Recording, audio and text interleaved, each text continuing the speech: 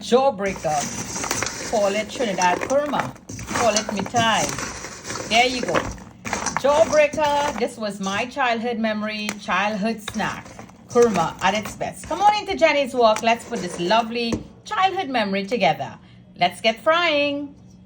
Hi foodies, how many of you remember kurma, that Jawbreaker kurma? I'm going to make some of that for you, but you know, back then in our school days it was very cheap, but I'm going to flavor it up really nicely. So here I have my flour and I'm going to add some coconut in there and some milk. We're going to make this really nice. Running home from school, leave me a comment how many of you remember buying that little pack for 25 cents with like 5 or 6 into it. Here I have some cardamom, lychee, some clove, some cinnamon and some ginger. So let's put some flavor into that. And we will stop at the parlor or Tanti little shop there, Tanti Dolly, Tanti Polly, Tanti Baso. And we will pick that kurma up and we love that. Now I can't even bite into that. I might break a tooth. So you all remember that Jawbreaker. So I'm doing a nice little flavored one here for you. Simple ingredients I'm going to put into it. And now everything is in here. Let's give that a good mix. I want to add a little oil to this. So we will get that nice little Jawbreaker crunch into that kurma. This looks nice. Now if you Google kurma, you may get a curry chicken or curry beef or something of that sort. So this kurma recipe is exclusive to that beautiful island of Trinidad and Tobago. Meti meaning sweets, all different kinds of sweet. Gulab jamun, rasgulla, fat kurma, jalebi. That is meti, which is sweet. Mitai or meti? Meti. Let me know. Leave me a comment below. I know meti is a seed, yes, fennel Greek. So leave me a comment. So you look under that and you will find those sweets. So here I have water, almost come to boil. That is how you're going to be using it. It's hot water, but not boiling water.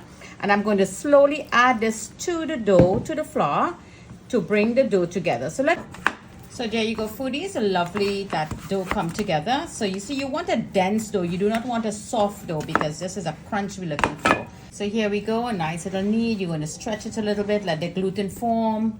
So just pull and stretch, pull and stretch. There you go. You see how smooth and nice that look.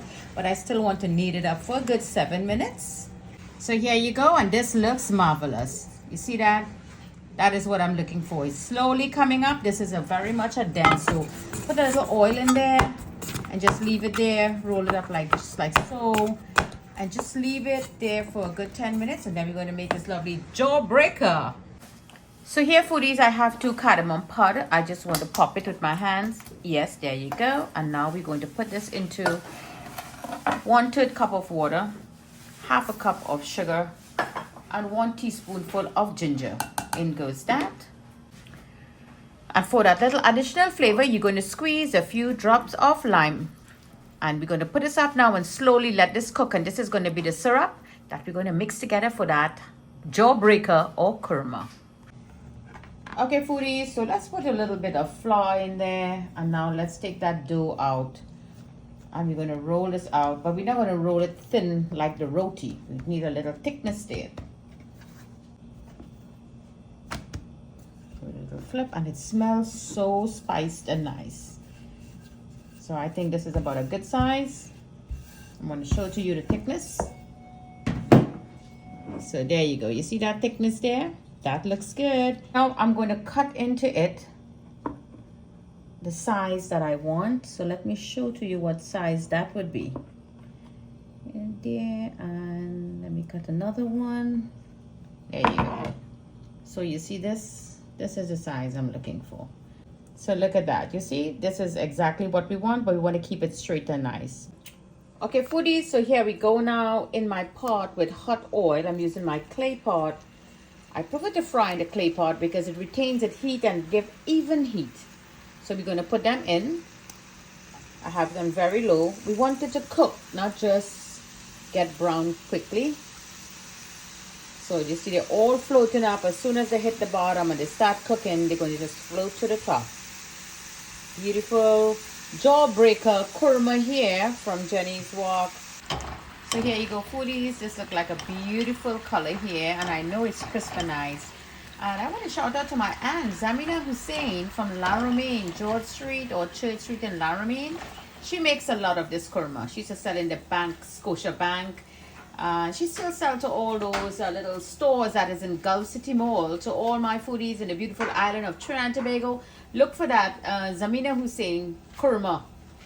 And the fat one also, you will find her. So now foodies, let's take this all out and we're going to leave it on the side until we finish frying all of them. Let it get a nice little cooling. Foodies, so this is bubbling really beautiful and it tastes really nice. So now the big problem is, how do you know when it's ready? This is a big question my foodies will be asking me. So all you're going to do, you're going to look at it. You see how it's running. You see the ending up now, it's dripping slowly. Let's check that out between our fingers. You see, you see that little crystal there? So we are ready. You see in media foodies, the crystal. Yes, you see how that is there now? So this is ready. So in goes all of that syrup. Pag. I think Granny used to call this pag. So now let's take our wooden spoon and let's start mixing. They will call this a pag. So let's just turn and round and let that breeze come in. So it's cold right now here in NYC, so I'm going to be by the window a little bit so the cold air could take this, so all that sugar could start crystallizing.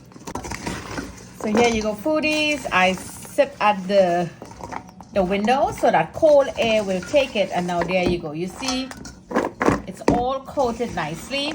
Now if you want a lot of sugar coated in yours, you could go ahead and add more sugar, and then they all got loosened up.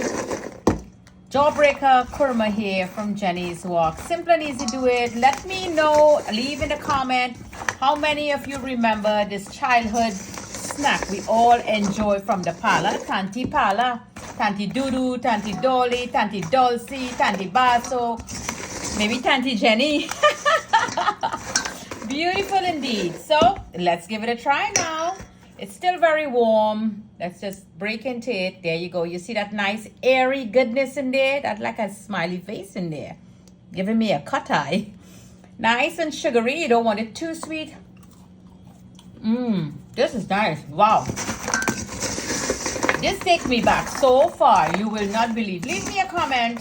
Let me know how you make yours. Let me know how many of you remember this childhood snack, the school days snack.